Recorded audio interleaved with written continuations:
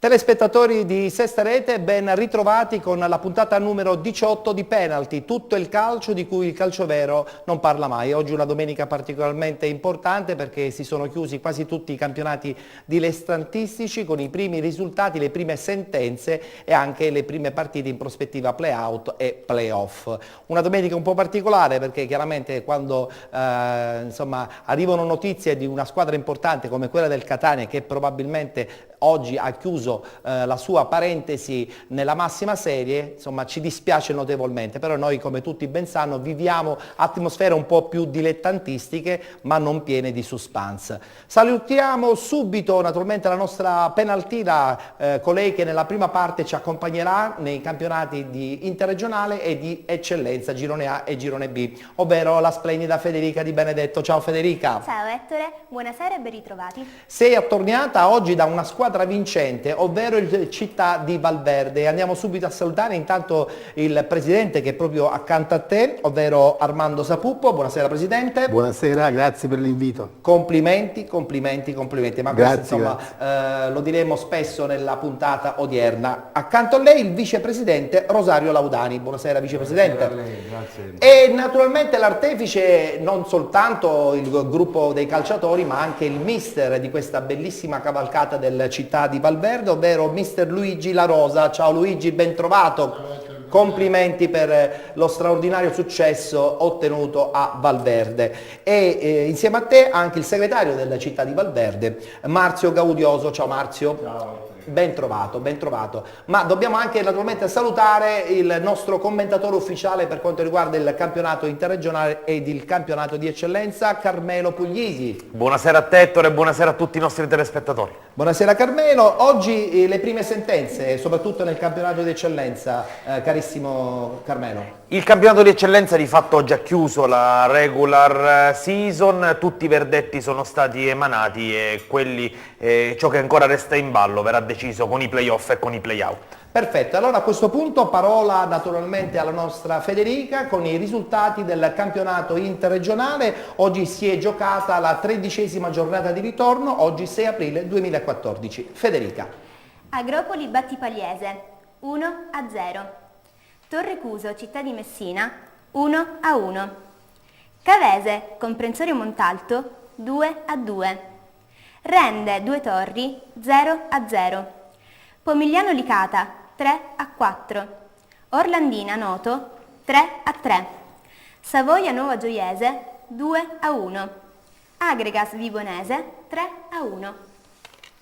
Ha riposato l'Interreggio e naturalmente come tutti ben sanno il Ragusa ha abbondantemente lasciato questa categoria dopo la quarta rinuncia parecchio tempo fa. In classifica continua chiaramente la conferma della squadra campana del Savoia, l'Agregas mantiene la scia al secondo posto. Guardiamo la classifica. Savoia 74 punti. Agregas 65. Agropoli 53. Battipagliese e Torrecuso 50 punti.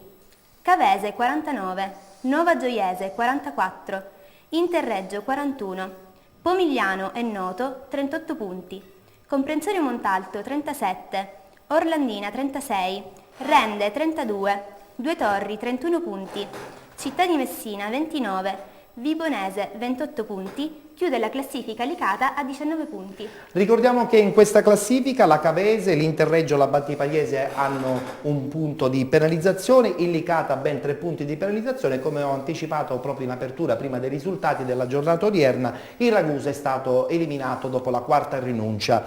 Adesso lettura del prossimo tabellino, si giocherà naturalmente domenica prossima, 14ª giornata di ritorno, domenica 13 aprile 2014. Questi gli incontri: Due Torri Agregas, Nuova Gioiese Pomigliano, Battipagliese Cavese, Noto Interreggio, Vibonese Orlandina, Città di Messina Rende, Comprensorio Montalto Savoia ed infine si chiuderà con Licata Torrecuso. Allora Carmelo, diciamo pure che ormai sull'interregionale è una minestra riscaldata, nel senso che di settimana in settimana i verdetti sono stati già quasi sempre designati. I verdetti già la settimana prossima potrebbero essere designati, perché se l'Agregas dovesse perdere a Piraino col Due Torri e contestualmente il Savoia vincere in Sila sul campo del comprensorio Montalto, il Savoia otterrebbe la promozione. Tuttavia questa promozione, se non dovesse arrivare la settimana prossima, arriverà quasi certamente tra 2 settimane per il Savoia, che tornerebbe